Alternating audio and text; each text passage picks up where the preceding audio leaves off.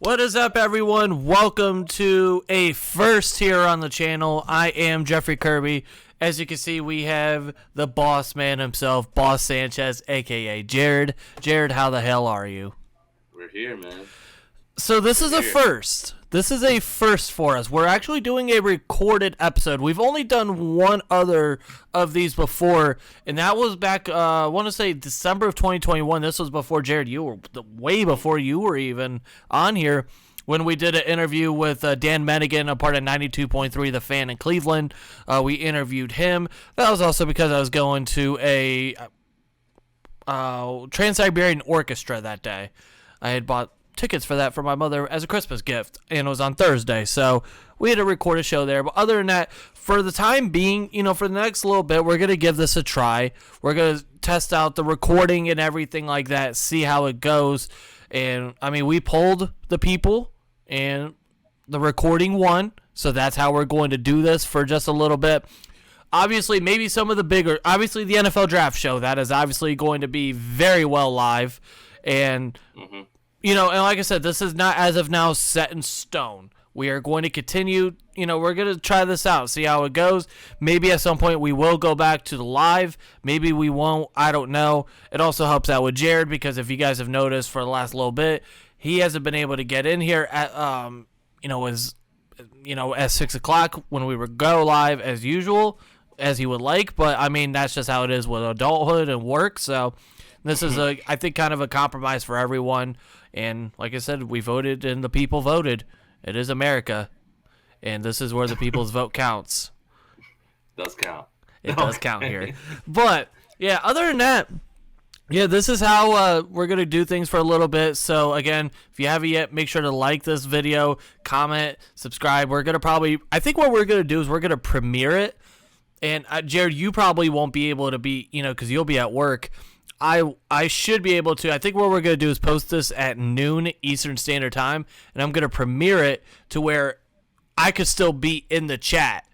Like, I'll be able to chat with everyone if anyone else is watching, and, we can still debate. It'll just be, obviously, you won't hear my voice doing it. It'll just be through, characters.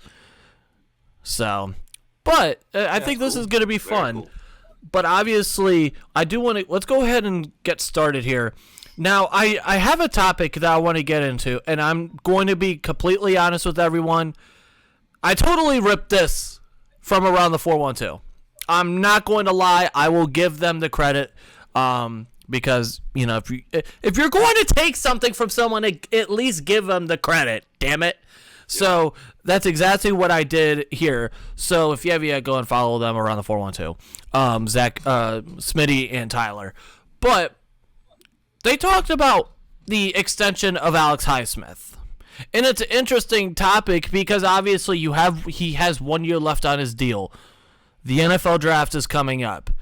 These are the type of times that we're going to have these discussions. And it's the discussion that you need to have, because you need to figure out, what are you going to do with him? Are you going to extend him? Or are you just going to let him walk? What are you going to do? Because if you're going to let him walk, well, then you need to consider looking into maybe one of these first few 3 picks or whatever, and you need to look into possibly drafting his replacement. If you're going to extend him, okay. Well, now we need to figure out, what's the contract going to be? What's the term? What's the length? Or how much is it going to be? These are the kind of discussions that you have to have. Yeah, it's going to be very interesting. I wonder what they'll do before this draft happens. It's a lot to, I don't know how much he'll ask for. It's a really good question, how much he'll ask per year. Because with this expensive defense we already have, just adding more into it, I don't know. It just depends for me, honestly, how much he asks. Let me just ask you straight up right now. Yes or no answer. Would you extend, right now, at this particular moment, would you extend Alex Highsmith? I would. Okay. I would. Maybe another 2 years probably for now. We'll see. So you would give him a 2-year deal? I'll give him a 2-year extension for now. He's proven, even though TJ Watt was there, he had the first game he popped off. 13 sacks this past season. If I'm 14 and a half, I believe. Oh my goodness, higher than I thought. Still, that's pretty good, even with T.J. Watt not fully healthy and not there the whole time. Even though there wasn't that much pressure, it was No, wait. I lied. Hold on. I might have been completely wrong on that. Was it 13? I thought it was 13 and a half. It might be. I might be completely up. You know what? Hold on. I'm pretty sure it's 13 and a half. 14 and a half. Nope, I was correct. Okay, then yep, you're 14 right. and a half. He was sixth in the NFL. Still, that's pretty good. Even without T.J. Watt, when T.J. Watt was out, they were just doubling Alex Highsmith because, who was it? Who was on the other side of him? Was it like Leal? Well, Malik Reed. Malik Reed, like that. I'm sorry, there wasn't that much pressure from that side as well. Yeah. So, to me, I think I would give him. I think the absolute most that I would give him is about. I think the most in terms of term that I'd give him is 3 years. That's the absolute most I'd give him. I think that's the most that the Steelers would give him. Now it's a matter of how much is he asking for? How much do you give him? Do you get him for 3 for $36? Do you get him for $12 a year? Do you think that? I mean, does he think that's too low? I mean, how I'm not gonna say how greedy, but I know, but 12 a year already off the bat. This is like wow. He deserves. I'm not gonna just say anything about talking about like for cap considerations and what else they need to do in free agency as well. And it's not just him they have to worry about. They got so many other things they got to take care of as well. Right, and that's the thing too. When you look at this, is okay. If you're going to extend him, do you extend him now? Or do you wait with the chance that he has another one of these seasons like he did in 2022, and now that price goes up even higher, and do you possibly price yourself out of him? I don't know. But here's the thing, too, that you have to wonder about this, because like you said, or like we've said before, with one of these first 3 picks, if you're not going to extend him, you're going to have to look at a defensive end. We've seen some mock drafts with Lucas Van Ness from Iowa as 17. Now, we're going to look at a mock draft here later on. Daniel Jeremiah's mock draft 2.0. Jarryd, I'm pretty sure you haven't looked at it. Nope. I have not looked at it. So this is something. Usually I love looking at mock drafts the moment I see them, but with this, I like having the intrigue of just, looking at it and then going it with it through you guys cold turkey and just having our natural reactions with it. But I mean, we've seen some mock drafts with Lucas Van Ness at 17. Now that to some that might be crazy. I think I don't like it, but I can talk myself into understanding why. Yep, I wouldn't like it though. Yeah, I mean, we wouldn't like it either. I mean, no, I think everyone would hate it, but I would understand, but like I said, I would really hate it personally. Yeah, it's one of those weird picks. Like you need a corner, you need an offensive tackle. Yeah, we need the tackle. You need a cornerback. Now, if you were to go and say maybe at 32, okay, I can live with that, depending on what you do at 17.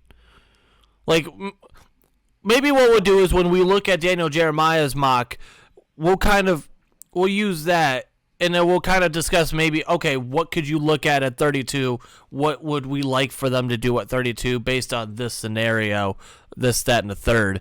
But for me, the way you also look at it is, so I was looking at this earlier today. I was smoking a cigar because it was actually like 65 degrees in Northeast Ohio. So we actually got to enjoy, yes, congratulations to us and all our weather success for about 4 hours because that's all we got it for. But I was looking at something today, and I got curious. I wanted to know how many expiring contracts the Steelers have from the after the season. From what it looks like, the offense in terms of like starters, there's only one expiring contract on offense, and that's Kevin Dotson. Now you look on defense. Cam has 2 years. DeMarvin Leal has 3 years. TJ has 3 years. Miles Jack has 1 year left. You have I'm trying. Akella Witherspoon, Arthur Mollett has 1 year left. There's multiple guys that have just 1 year left on their contracts, and that's mostly on the defense. And Alex Highsmith obviously is the other one who's got 1 year left on their deal. So when you look on the defense, you have 1, 2, 3, 4, 5 guys, and Levi Wallace, that's another expiring contract. So you have 5 guys on this defense who are going to be expiring deals, plus some of the guys that are already unrestricted free agents. Obviously Devin Bush, but yet again, we all know he's long gone. We don't care about him. You have Larry Ogunjobi. That's a guy that we're going to be wondering if they're going to bring back. Robert Spillane, we all know that they love Robert Spillane. And then you look in the secondary, Cameron Sutton, unrestricted free agent. Marcus Allen, unrestricted free agent. Terrell Edmonds, unrestricted free agent. DeMonte KZ, unrestricted free agent. And Carl Joseph. So that's so many guys between this offseason and next offseason. You're really going to have to rebuild that defense.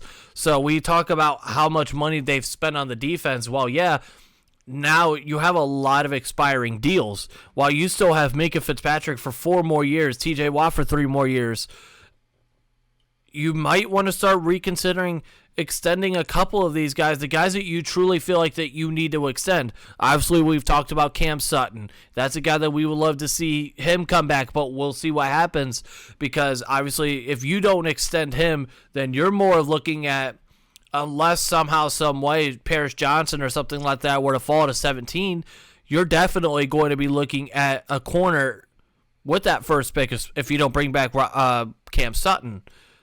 But if you do, you could still talk to yourself into bringing in another corner, because you have Levi Wallace that's on a 1 year left on his deal. You can continue to try to build on this. Maybe get ahead rather than, yes. you know. It's a lot they have to go work on this offseason. We'll definitely know when that free agency period starts here very coming weeks, actually. Yeah. That's the other thing, too, is for the starters, the actual starters for the Steelers offense, the salary or the cap hit for the offense is only $61.7 million. Yeah, that's how it is with the young offense. Yeah, I mean, a 3.2 with the quarterback, 3.5 with Najee. Deontay's got 16.3. George Pickens is at 1.5. And then Pat Freiermuth has 1.6. Chooks is at 13. James Daniels is at 11.6. Cole is at almost 7. But then the left side combined is $4 million. Jesus. Yeah. Or just under $4 million, just right around $4 million. So, like I said, you're spending not that much on offense. Now, obviously, yes, we would like for them to spend a little bit, but we also got to be, you got to be smart about this. And let me, all right, this wasn't a topic that I was going to bring up, but since it's in my head, we're going to do it right now. So Taylor Lewan was just released. No. Yesterday. And I'm wondering, because there are some people that, I'm not even going to say the name, Andrew Philponi. He's been saying that they absolutely, you have to sign Taylor Lewan. And then there's some people like you were saying absolutely not.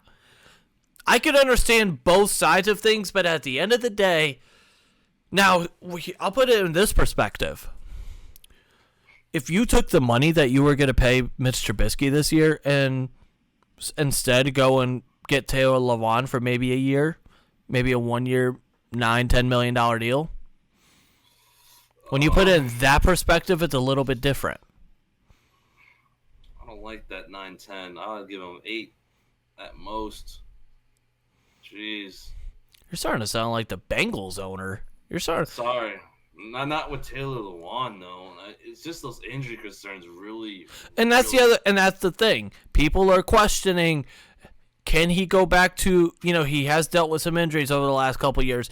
Can he go back to being himself, or is he just who he is now? Because at one point in time, yes, he was one of the better offensive tackles in the NFL. He's still one of my favorite players in all of the NFL. I love Taylor Lewan. But I understand both sides. I understand why people would say no. I also understand why people would say yes, because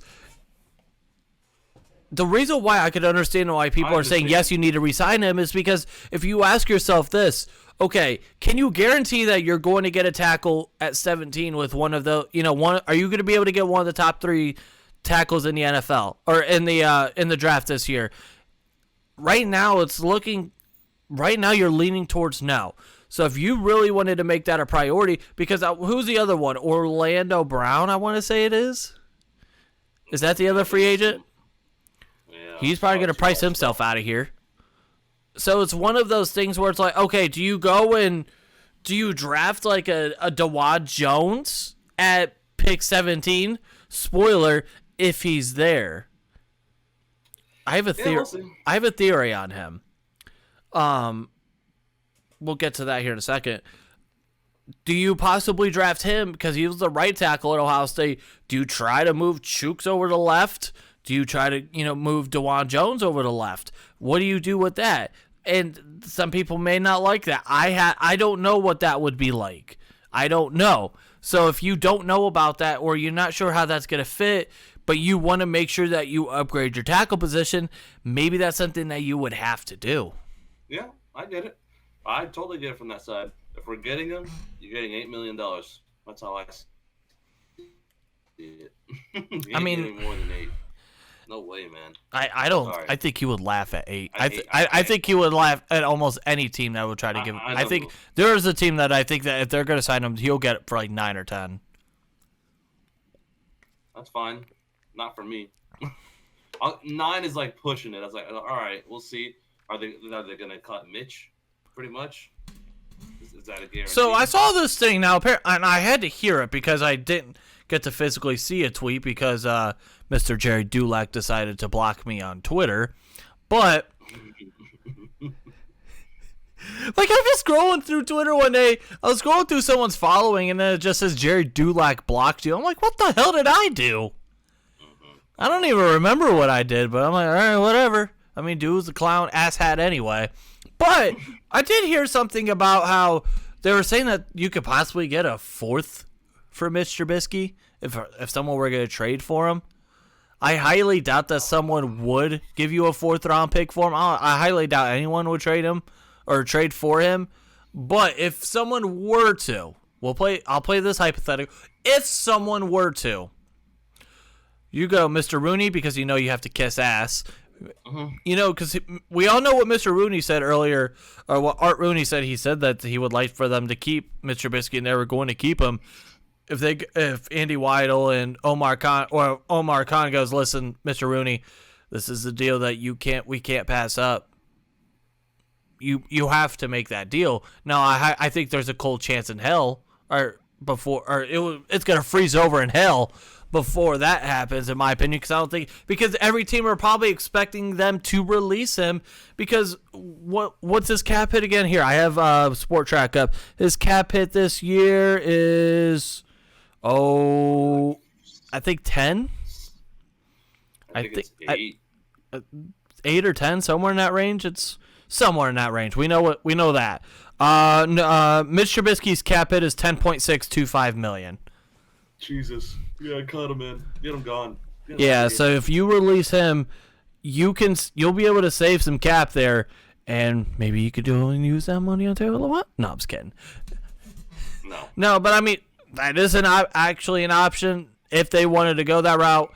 Then obviously, if you go and try to restructure T.J. Watt, maybe Cam or Minka, and then once you let go of William Jackson because he has $0 guaranteed dollars left, you'll be able to create some cap, because obviously now you got to figure out what you're going to do with Terrell Edmonds.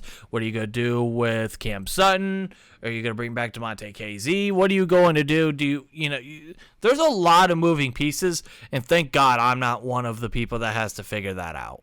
Yeah, it's a very tough task right there. I don't know what I would do personally, Well, I would be the deciding factor. I'm sure it would be up to Omar Khan and Andy Weidel for sure, and Mr. Rooney maybe they'll have input, but it's tough. I don't know what they're gonna do. It's There's a lot that needs to be done this offseason. Well, I actually, you know what? Here, like I said in a tweet earlier today, I know exactly what the Steelers. I got the script.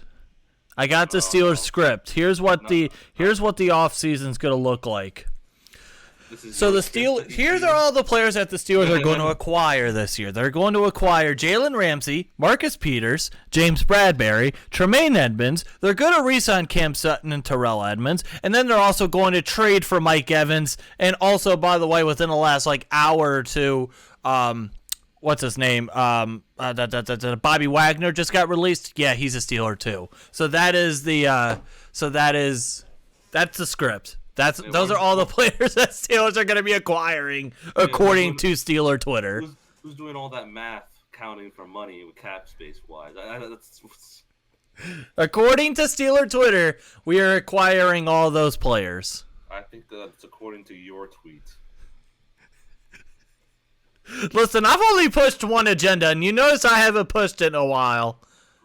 Goodness, man, it's not. I have not. Wait. So, okay, here's another question for you, and everyone that's watching this, drop a comment down below on this. In the hypothetical trade, would you trade a third-round pick for Mike Evans? No.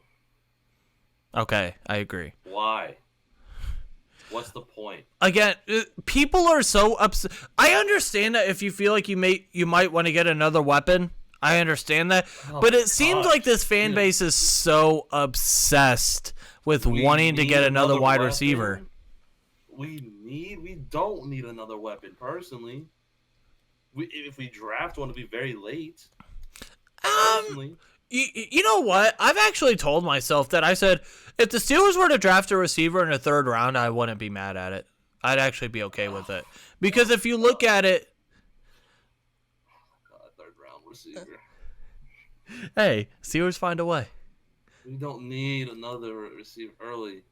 It could be like in the 5th round. All I could care about. I'm just saying, I wouldn't. Now, in the second round, yes, I'd be kind of irritated. First round, we've talked about this ad nauseum. I'd be very pissed. I do not.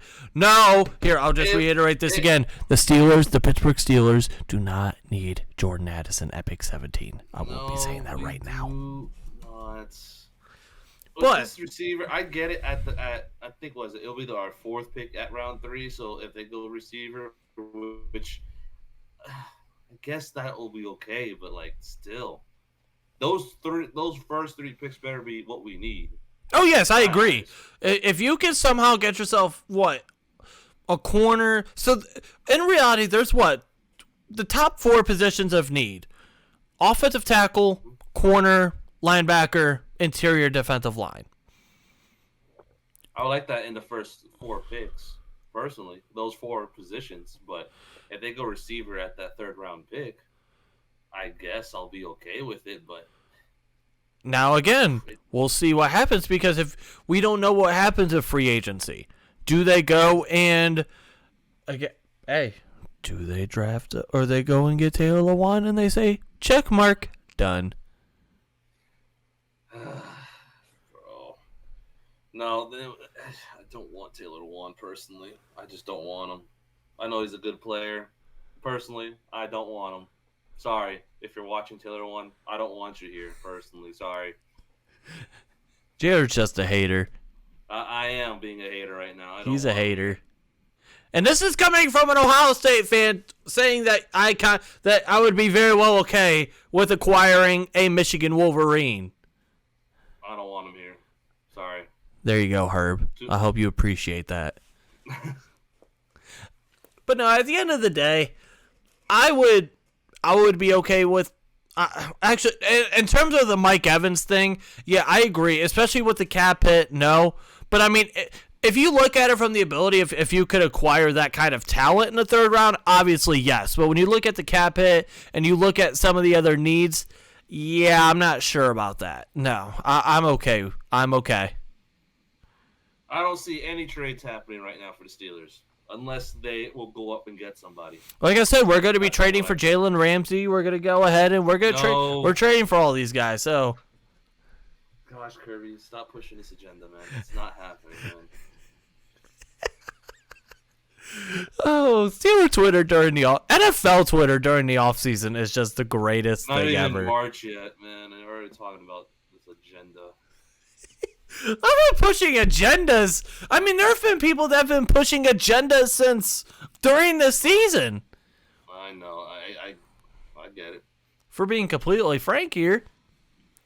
All right, I want to get into something else here before we're going to talk about two more things before we get into Daniel Jeremiah's 2.0 mock draft that we're going to take a look at.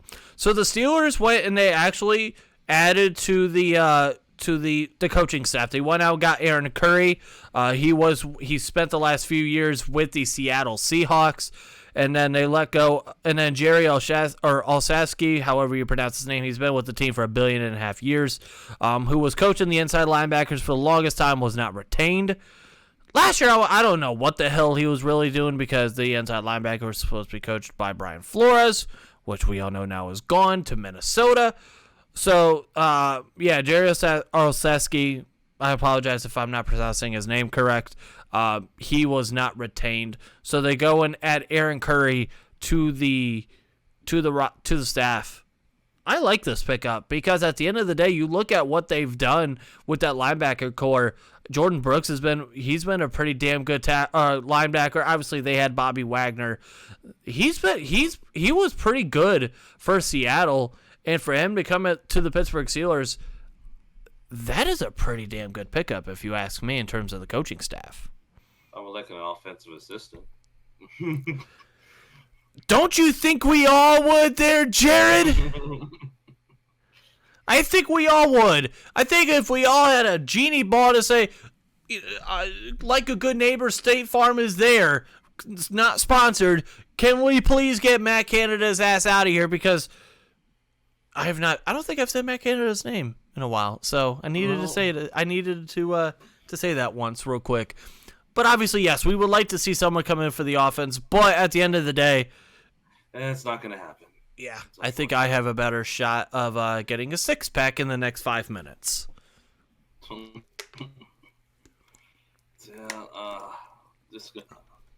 on to the next topic. Go ahead. It's cool they hired someone. They got a linebackers coach. I don't know what else you want me to say, but it's good. They got somebody. It's great. Hopefully, whoever's the linebacker there, our linebackers are good. Hopefully, I know Mark Robinson and Miles Jack are the only two I know still on the roster for inside linebacker purposes. Yeah, we don't know exactly who he's going to coach yet, but we shall see. I think he will definitely benefit. I think the person that he's definitely going to help benefit the most is going to be Mark Robinson, because Mark Robinson's a guy that has not played the linebacker position very long. So obviously he has so much to learn. So if you get that kind of knowledge, if he continues to learn, because as of now he's going to be one of those linebackers. We'll see what happens here with free agency and the NFL draft. But as of now, he's a guy. He's going to be one of those guys that's going to have to step up this year. For sure. All right. One more thing to get into here before we look at Daniel Jeremiah's mock draft. Now, we discussed this earlier about Mitch Trubisky and how you said cut his ass and let him go for that cap hit. Who would you like to see possibly be the backup quarterback for the Pittsburgh Steelers? It's tough, man. Would it be someone like a Andy Dalton? Someone like and I'm looking at some of the free agents of guys. I mean, I was looking more towards Jacoby Brissett, personally, as of right now. Even though he played for Cleveland, he was solid. Listen, a good backup. Apparently, from what we heard, Jacoby Brissett was the guy that Matt Canada wanted last year over Mitch Trubisky. So, and Jacoby Brissett last year, when he was in Cleveland, he understood his role. He was okay with. He was saying, "Hey, I know my role. I'm here to play 11 games, and then I'm here to help out Deshaun Watson once he gets back from his suspension." He understood that. He understood his role. It seemed like his teammates absolutely loved him. So if you bring him in here, he understands what he's going to be. He understands that he's a backup, and he's okay with that, and he's going to be willing to help out Kenny Pickett as much as he can. I would love that. Would be absolutely. Let's see what his market value is according to Sport Track. $5.4 million. So if you can get him for $5 million a year, still a lot cheaper than Mitch Trubisky. Oh yeah, 2 year, 10 mil. Come on, that's easy right there. Now you look at some of the other guys. You have like a guy like Case Keenum, Mason Rudolph, Andy Dalton. No. Oh, here you go. I got a funny one. Joe Flacco. Oh boy. God no. The guy's done.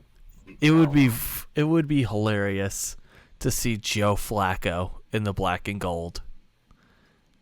That would, you know how much that would probably piss off Ravens fans? A lot. And that'd be funny. That would be very funny. You know what? Just for that, let's do. No, I'm just kidding. No, but I agree with you in terms of possible backup quarterbacks. I think for me, the best case scenario would be Jacoby Brissett, because and then worst case scenario, like. No, the worst case scenario is you bring back Mason Rudolph. Or just keep Mitch is the worst case in my eyes as well. You know who we should bring in as the backup quarterback? Who? Baker, Reagan, Mayfield. I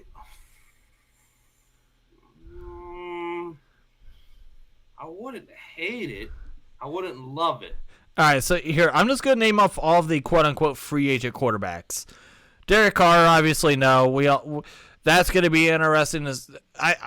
To me, he's going to go to the Jets unless the Jets really feel like they want to get Aaron Rodgers since he's come back from his darkness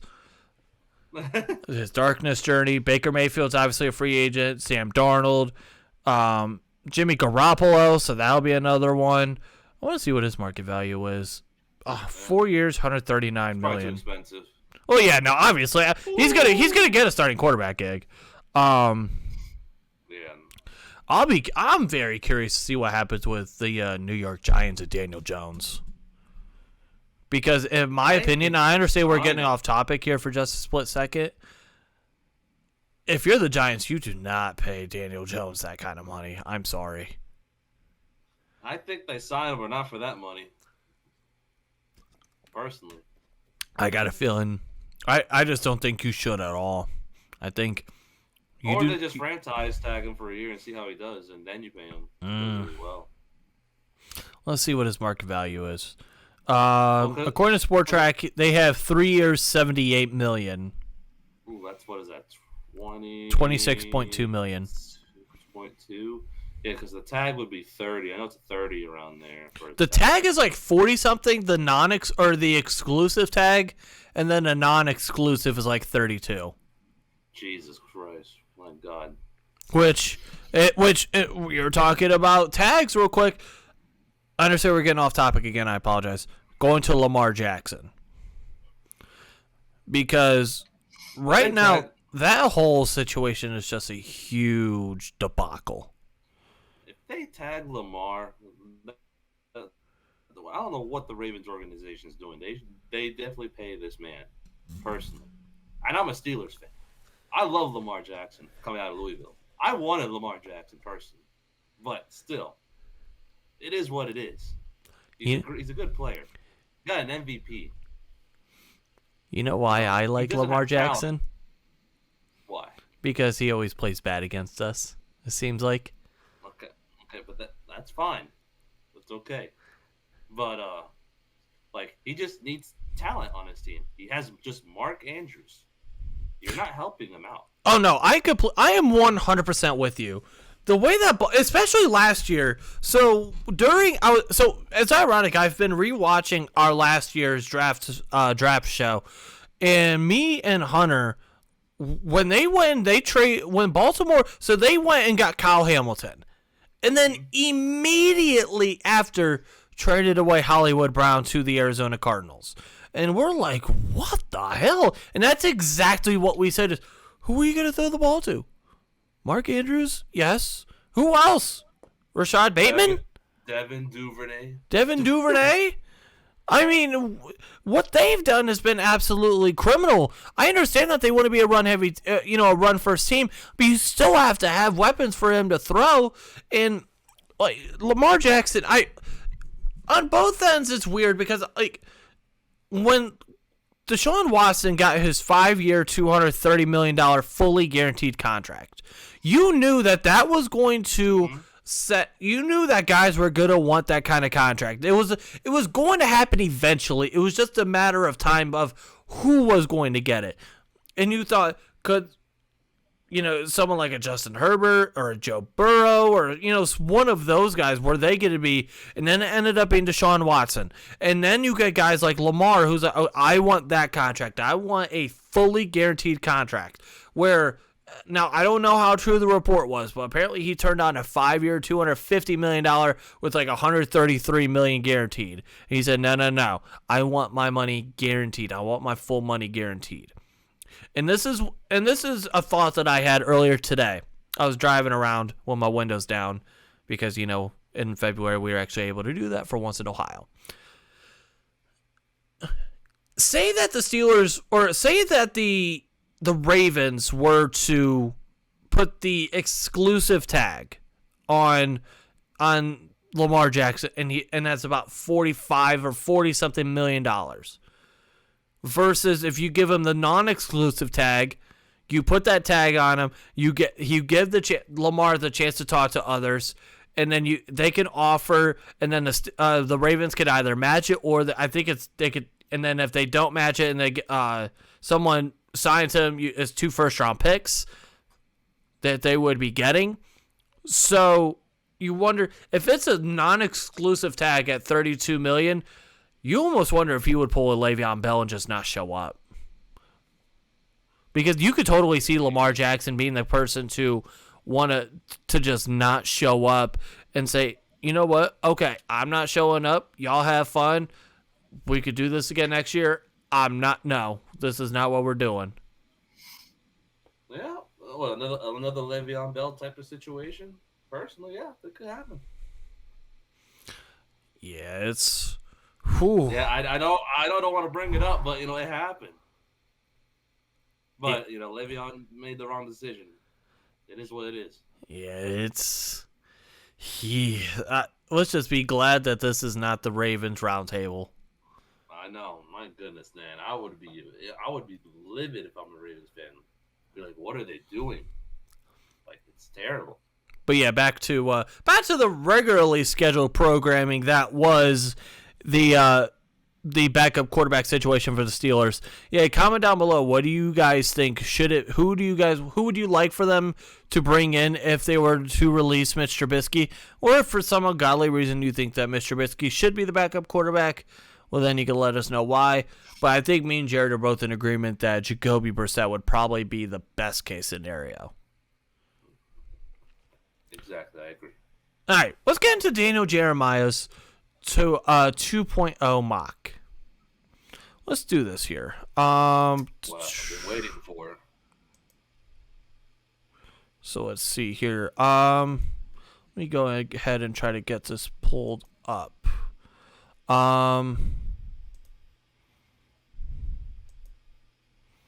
Okay, here. There we go. All right, here we go. Yeah. There we go. We got it all nice and going now. So we're going to go ahead. We're going to take a look at, actually here. Give me 1 second here. Okay. Here we go. Let's take a look here at Daniel Jeremiah's 2.0 mock draft from the NFL, from NFL.com. I'm very curious to see how this is going to go. So number 1, the Chicago Bears are selecting Jalen Carter. So no surprise. Oh yeah, by the way, I don't know if you have. I've already started my mock draft. Oh boy. Are you talking about like the 32? Huh? First round? Yeah, the first round mock draft that we're doing? No, I haven't even touched it. Sorry. By the way, it's in 2 weeks. 2 weeks from today, March 9th, mock draft show. Yeah. I'll have to write it down. So. Yeah, I've already started mine just because I got bored one day and I just wanted to start mine up. But number 1 overall, Jalen Carter. Not surprised. Again, I'm one of those people that would still believe that if you could try to get the Colts to trade up to number 1, do it. Mm-hmm. Number 2, the Houston Texans selecting Bryce Young. Not a shocker. It's a matter of what kind of quarterback you want. Mm-hmm. So no surprise there. Number 3, the Arizona Cardinals. Oh, hello. Jesus. Arizona Cardinals. Tyree Wilson. So he says first edge rusher off the board over Will Anderson. There is a lot of love for Wilson around the league. His combination of size, length, and production has teams very intrigued. You know what this would be? And I have not looked at this mock draft whatsoever. But you know what this would remind me of? This would remind. So if Tyree Wilson were to go number 3 and say for some ungodly reason Houston or the Colts were to take Will Anderson at number 4, this would remind me of last year with Derek Stingley and Ahmad Sauce Gardner. A lot of people thought that Sauce would be the first corner off the board, and it ended up being Derek Stingley. That's how this pick would be. Very true. But I mean, Tyree Wilson, he's a guy to me. He reminds me of Bradley Chubb. Mm-hmm. But I don't know if you could pass up someone who's been comped to Von Miller. Will Anderson personally. That guy's a monster. Will Anderson, to me, is the best player in this draft. It's a monster. I don't really do big boards, but if I did do a big board, Will Anderson would be number 1. Oh, yeah. Him and then Jalen Carter. For sure. They're up there. Those two. But, yeah, I don't think that I don't know. I mean, it's a fits a need, but I just don't know if that would be who I would go for number 3. Number 4, the Indianapolis Colts, they go after C.J. Stroud. Again, not a surprise here. They go after the quarterback of their future. They've been trying to go for 1 billion years going with the old veteran route. And now it's time for them to go and get the actual quarterback of their future.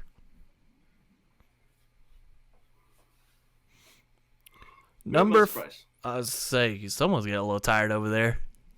Yeah, I know.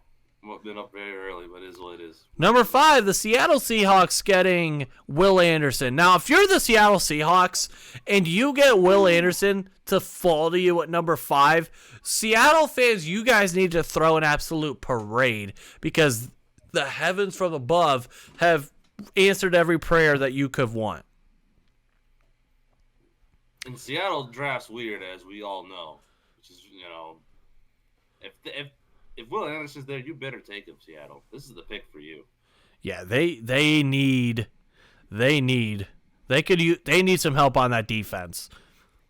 They need some help on that defense, and for you to get a guy like Will Anderson, number 5, oh boy, pretty good value for sure. Yeah. Number 6, the Detroit Lions selecting Miles Murphy from Clemson. Again, this is another one of those teams that they need defense bad. They need defense. They need anyone on defense, personally. You give them anything on defense, you go ahead and do that. I mean, they were literally the 32nd ranked defense in total defense. They were 30th against the pass. They were 29th against the run. Yeah. You just get whatever you need on defense. You get the best player available on defense. You have to get defense. Mm-hmm.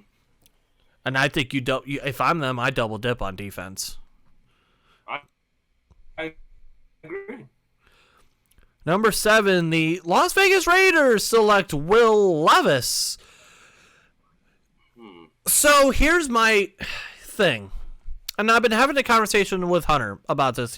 For those that don't know, Hunter is he's my right-hand man / draft. He's my other draft man. I've been having this conversation with him about Will Levis and Anthony Richardson. Now, I'm not necessarily as big of a fan of either. However, and I understand both of them are not going to be. I don't think neither of them are going to be ready day one. No. Now, if you look at the situation that the Raiders are in with Josh McDaniels, I feel like you could get more out of Anthony Richardson out right away. I think that if I am Josh McDaniels, I got a feeling that this would end up being Anthony Richardson. And then I'm going to assume that Carolina is going to go with number 9. I would assume that they're going to go with Anthony Richardson here. To me, I feel like I could see that being flipped. I think the more likely scenario for me as of this moment is that the Raiders select Anthony Richardson and then the Carolina Panthers select Will Levis. Depends where Rodgers go personally and what happens with him. Yeah, I also don't see the Raiders. I could see them trying to go for Rodgers, but I don't see that. I don't think that ends up being the case. I don't think it's happening, but you never know in these days. So, yeah, we never know. Number 8, the Atlanta Falcons selecting Lucas Van Ness. Okay, so no Peter Skoronski, which... I'm liking it already. Huh? I'm liking it. I mean, if you're a Steeler fan, you like that for the fact that you get it. You think that you're going to get a guy, there's a better chance that one of those tackles could fall to you. But they need help on that edge. But I've also seen a lot of mocks going with Peter Skoronski, for most people, is the best tackle prospect in this class. I would not be shocked by this. Nope. I think it's just I had the initial shock because I'm just so used to seeing Skoronski go in number 8 to the Atlanta Falcons, and then you think about it, and it's like, they could they do need some edge help. They need a lot more than just an offensive tackle and an edge rush. Personally, you know that for sure. But yeah, I mean they were pretty good again to the quarterback last year. They were 12th. They got 37 sacks. They were never mind. I lied. They were 30. That was sacks allowed. They were 31st in sacks. So yeah, they did not get to the quarterback. I apologize. They did not get to the quarterback whatsoever. So it could go either way. So yeah, the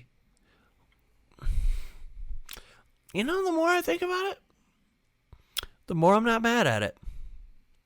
The more I'm not mad at that pick. That's a lot of edge rushers going. That's already 3 already in the top 10. Hold up. Oh, wow. Hold up. So the Carolina Panthers are going to get Peter Skoronski. Not. So in this case, would it be Anthony Richardson? Oh, if I'm the Carolina Panthers, you made this pick. I'm not happy as a Carolina fan, personally. Yeah, it could help. I guess you don't believe in Anthony Richardson here? But here's my thing. Who do you put at right tackle in this situation? Or is it that you... I don't know what their offensive line situation is like. I know, obviously, they got Akeem Ekwonu, who was one of my favorite prospects in the class last year. Pretty much all I know. I was like, I don't know who their guard situation is. But if that's the case, are you saying that you're going to put him at guard? And then you have Akeem Ekwonu and Peter Skoronski on your left side? Now, that sounds kind of nasty. I'm not going to lie. It does. But I don't know. My rebuttal to that would be, what the hell are you going to do at quarterback? Who are you going to get? Yeah. Are they going to roll with Matt Corral? Derek Carr?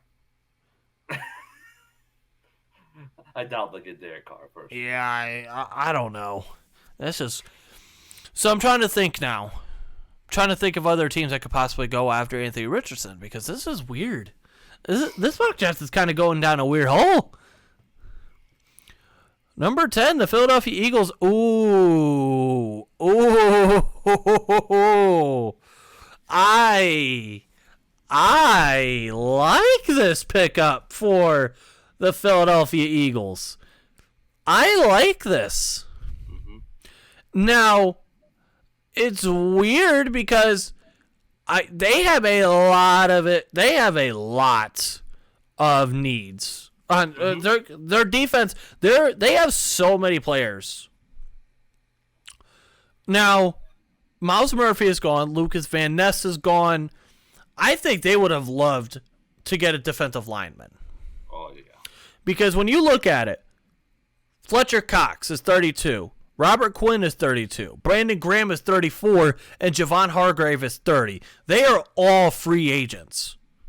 So if you want to get younger, they would love to go and get a defensive lineman here. But it's a matter of if Miles Murphy is going to be there or Lucas Van Ness is going to be there.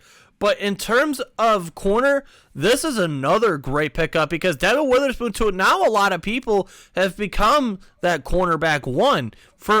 At the beginning part of this process, it was Keely Ringo. Then Christian Gonzalez got in the mix. And now Devin Witherspoon is starting to get a lot of attention. He's starting to get a lot of attention, and now he could possibly become cornerback one. And you add that to that defense, ho ho ho. And on top of that, I want to say James Bradbury's a free agent too. Yeah, he is a free agent. We talked about that earlier because I guess the Steelers are going to get him. No. We're not getting him. I understand this. I'm acting like I'm just letting everybody know we're not getting James Bradbury as well. And Jalen Ramsey. No Jalen Ramsey. In terms of this, Devin Witherspoon would be a phenomenal pickup for them. Oh yeah, for sure. Number 11, the Tennessee Titans select Paris Johnson. Here's what's ironic about this. And I put a tweet on this a couple days ago or yesterday, whenever, I don't remember exactly when I posted, when I posted the tweet. But I posted that the last time that the Tennessee Titans had the 11th pick was they selected Taylor Lewan. Now it's ironic that the next time they had the 11th pick, they're replacing Taylor Lewan. And in this case, yes, I do agree that with the Paris Johnson pick, they obviously are going to want to replace what Taylor Lewan brought to them for close to a decade. So, yeah, I have no rebuttal to this. No rebuttal. I agree. Number 12, the Houston Texans. Ooh. Yes. Ooh. Yes. Okay. Yes. So, for the Steeler fans who would want Jordan Addison at number 17, bye-bye to that in this mock draft because Jordan Addison is going to the Houston Texans. Now, again, we've talked about this before. Houston needs everything. They need a whole lot. I'm okay with this pickup. The only question that I would ask for this is it going to be Jordan Addison or do you see this being Quentin Johnston from TCU? I think Jordan Addison. You just want to say that so we don't have to see. That's part of the reason. But no, in terms of that, I wouldn't be mad at this either. It's something that they need. They need a whole lot of everything. They have, like he says right here, it's adding him with Mechie the third. Yeah, because John Mechie didn't get to play last year. Yep. Who else do they have? Nico Collins, Amari Rodgers. I forgot their tight end. I have no idea, but they really don't have anything. Tight end. He's not bad, but he's like a solid tight end. But yeah, they need to add to this offense, and why not go and get your number 2 overall pick a weapon? So I got no issue with this pick at all. Number 13, the New York Jets select Broderick Jones. So the 3 tackles are now officially off the board, and you could kiss that dream goodbye. Now the Jets, I understand this pick, and this would be no surprise to me whatsoever. You obviously, Dwayne Brown, who is their left tackle, is about 100 million years old. He has 1 year left on his deal. Mm-hmm. I'm not mad at this at all. I mean, I am mad, but I'm not in terms of logically. I'm not mad, but as a Steeler fan, yes, I'm mad. Yeah, it's a good pick for them. They definitely need it. Number 14, the New England Patriots. Ah, that damn Bill Belichick gets your boy. Hell, man. Oh, man. Who are they going to pick? I'm predicting now it's like Cam Smith. Who's also still there? It's the only corners that have been taken is who's going to end. You know who this is going to end up being now. Witherspoon. You know damn well they're about to start. They're gonna have us taking Joey Porter Jr. Oh yeah, that's the third. That's the one next answer. That's possible for sure. Okay, so I'm gonna give my theory. I talked about this earlier, and I had a theory on the New England Patriots. Oh boy.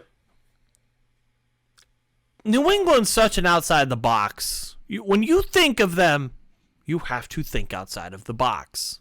Because you have no idea who they're going to get. I mean, last year they picked someone who was ranked in like the 70s, Cole Strange. Yes, that was a strange pick. All pun intended.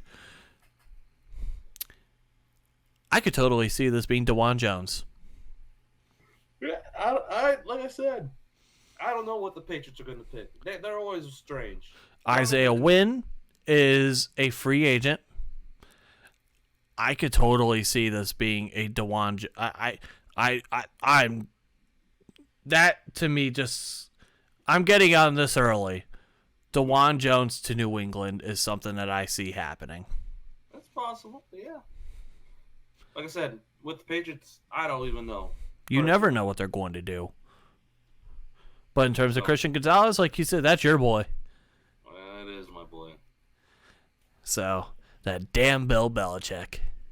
It is what it is. Number 15, the Green Bay Packers selects Dalton Kincaid. So the position, not a shocker. But the player, a little bit. A little bit. It's between him and Michael Mayer. Mm-hmm. It depends on, obviously who's number one on their board. Mm-hmm. Between Kincaid versus Michael Mayer. But Robert Tunyon's a free agent. Mercedes Lewis is a free agent. Not a surprise. Nope. So, yeah, in terms of the position, not a surprise at all. In terms of the player, just a smidget. Just a smidget. Number 16. You know Anthony Richardson has not been off the board yet? I just realized that. Still there. Oh, hello. So we don't have to see the Steelers getting Joey Porter Jr. because he is going one pick before us to the Washington Commanders. Now, to some Steeler fans, they would be very happy about this because they don't want Joey Porter Jr. They don't want to touch him with a 20-foot pole. And then there are some that are going to be very upset about this. In terms of just strictly the position, yes, you would be upset about it because that's another corner off the board. But obviously, you know what? All the extra stuff when it comes to Joey Porter Jr. and Pittsburgh. But yes, that is a need of theirs. And yeah, this is to no surprise. It's no surprise. Number 17. Here we go. Who do we want to predict? I'm sorry saying Cam Smith here.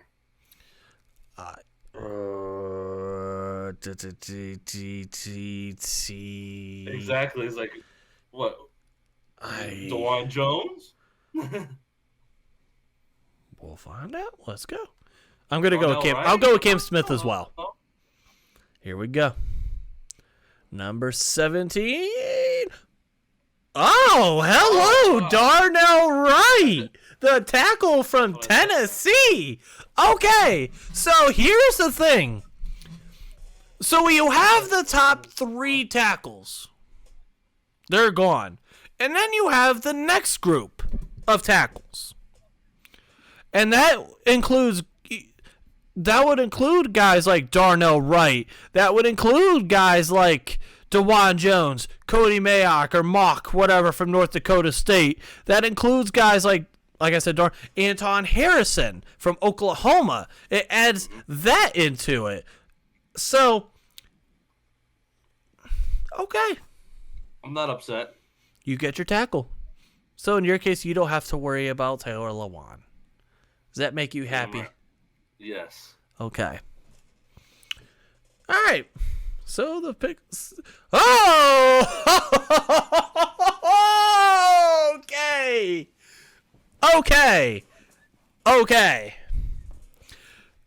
I don't see this happening in a chance of hell. Well, you never know, actually. Actually, you know what? Yeah. Okay, never mind. I lied. It's Jarryd Goff. Come on. Hey, Jarryd Goff played very well last year towards the end of the season. Yeah, he did, but Second I'm sorry. half of the year. Do you trust Jarryd Goff? trust him more than Mitch Trubisky. Hey, I mean, you and me in person saw Jared Goff going then Heinz Field, and yeah. I mean, yet again, he didn't do much of anything. It was the running attack, but we also that was a game that. Yeah, by the way, for those that don't know, me and Jarryd were both at a game in Pittsburgh, and needless to say, we watched the Detroit Lions and the Pittsburgh Steelers tie in a game where Mason Rudolph threw the ball 50 times. Can't believe I sat in that weather. And now that is a meme between us that will last, that will go into infamy. But this is an interesting... we talked about earlier thinking that they would double dip on defense, and apparently not. No. Apparently not. This is not, I wouldn't be upset with this pick for him. You get to sit, learn behind Jared Goff. Oh, hello. The Tampa Bay Buccaneers going after Bijan Robinson. Tampa Bay. Now, I'm going to say this right now. If the Detroit Lions were to select anyone else, I think that the Tampa Bay Buccaneers would select Anthony Richardson. Agreed. Because right now that they are rolling out with Kyle Trask. How ironic would that be? You would have two Florida quarterbacks, two Florida Gators on the same roster. In that situation. In Tampa, Florida.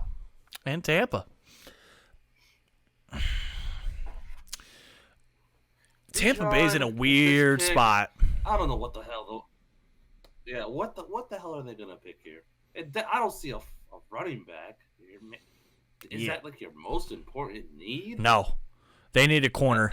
19? They need a corner. Exactly. They could use a corner. Cam Smith is out there. Why not go after him? Or they could use another offensive lineman. They could have.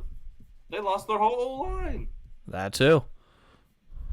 So, we shall see. Number 20, the Seattle Seahawks. They go and get Jackson Smith-Njigba. So they go after. Great pick.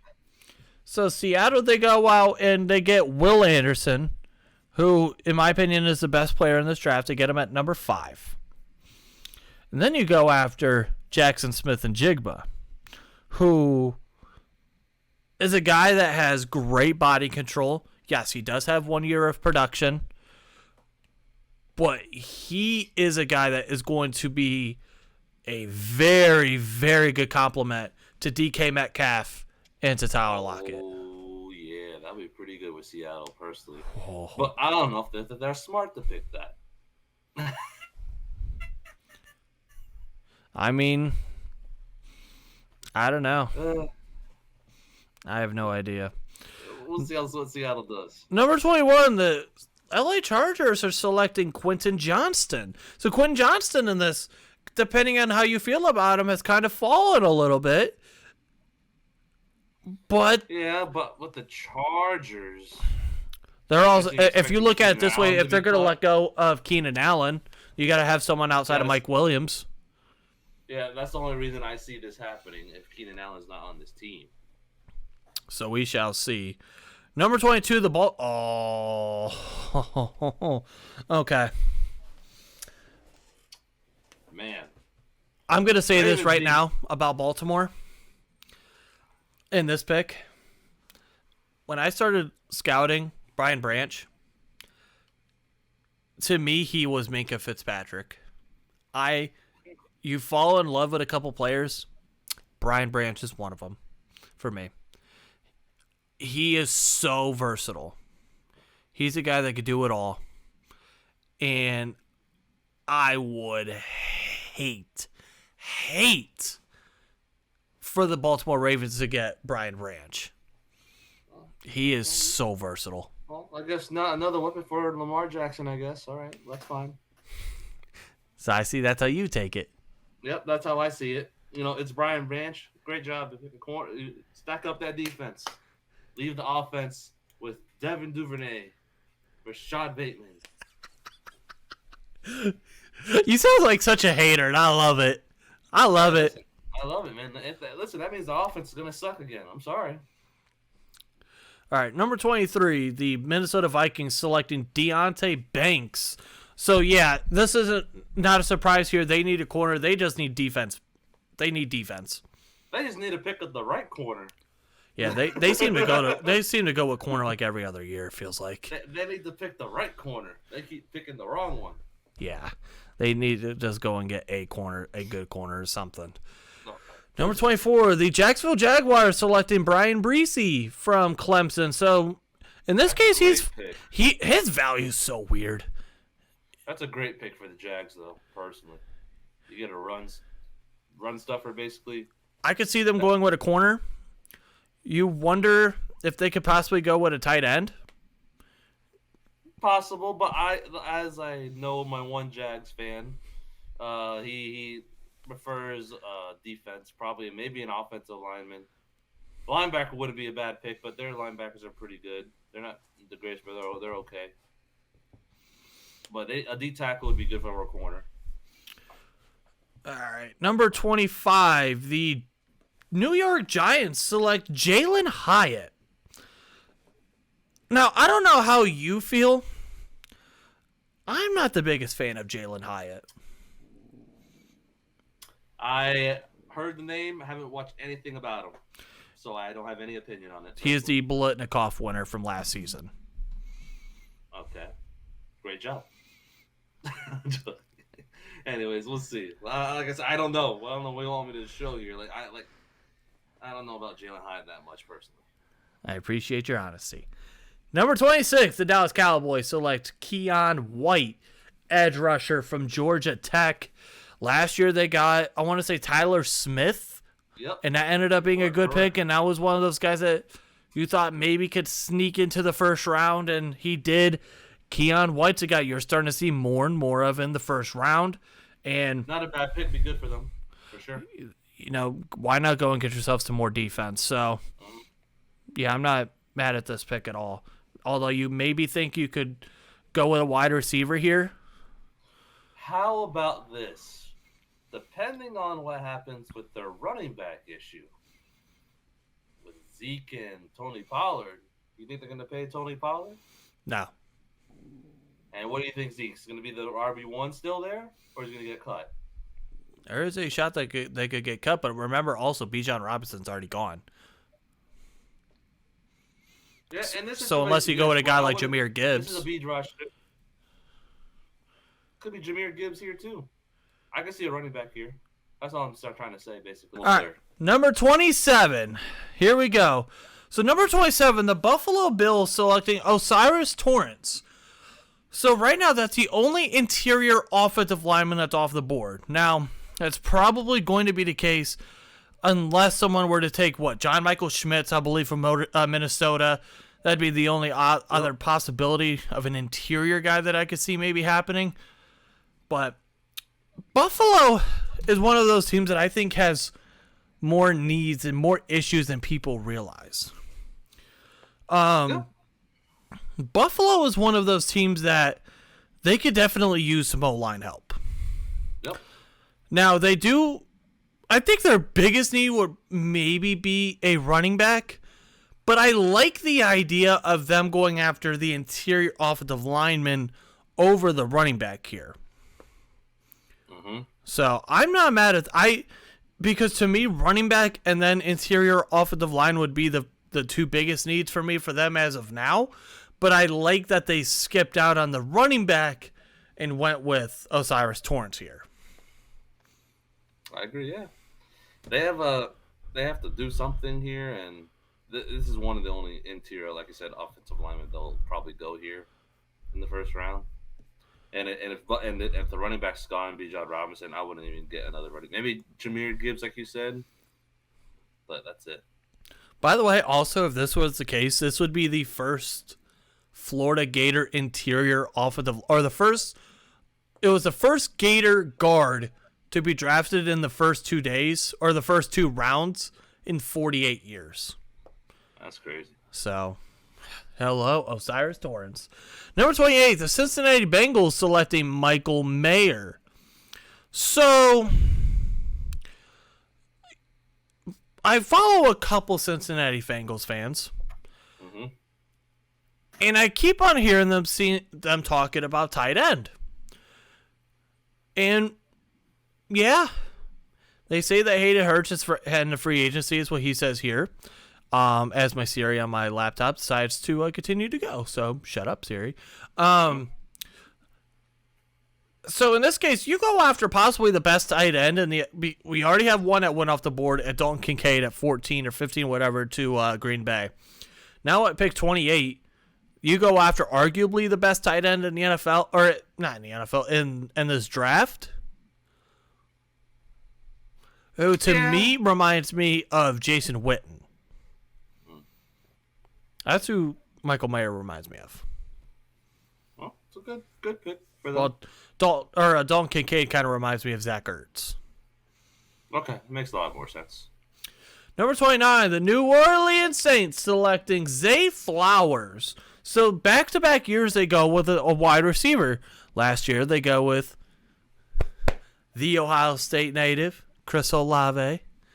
And now this year they go after Zay Flowers. Zay Flowers is one of those guys that you don't see in mock drafts in the first round every time. You'll see him in some. You don't see him in all of them. But it's an interesting thing. You know, earlier we talked about Tyler Lockett. Zay Flowers kind of reminds me of Tyler Lockett. I agree. I can see it. Flashes. They're both similar in size. They both can be QB's best friends, whoever the quarterback's going to be for New Orleans. Mm-hmm. They have the ability to get open. They both have the ability to get open quick and be chain movers. I like this pickup for the Saints, although you never know what the hell they're going to do because they're in. You know what the thing is with them? Actually, you know what? This is I think this is where I can see someone like a Kalijah Cansey from Pitt going.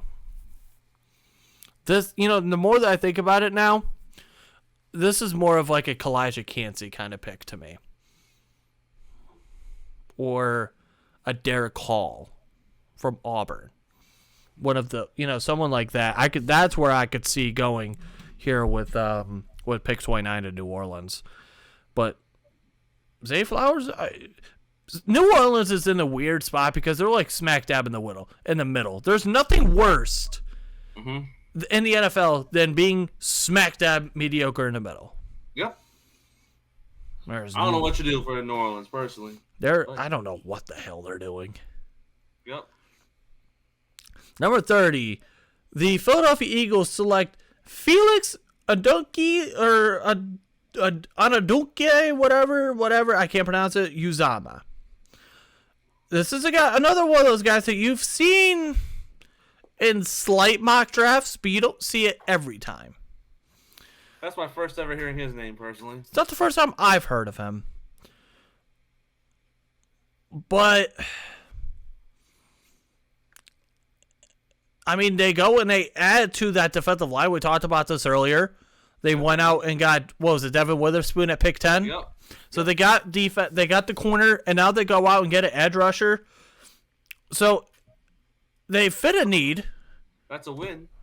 Which is a win. It's just a matter of, at that point, who do you go with later on, late in that first round? Do you go with someone like Derek Hall, or do you go with I'll just call him Felix Uzama, or a Nolan Smith, or an Isaiah Foskey, or a BJ Ojulari, one of those guys. Yeah, definitely. All right, so the last pick of the first round is going to be, speaking of Nolan Smith. There you go. Now, I'll be honest, this is probably the second time I've seen Nolan Smith in a first round. Really? In a mock.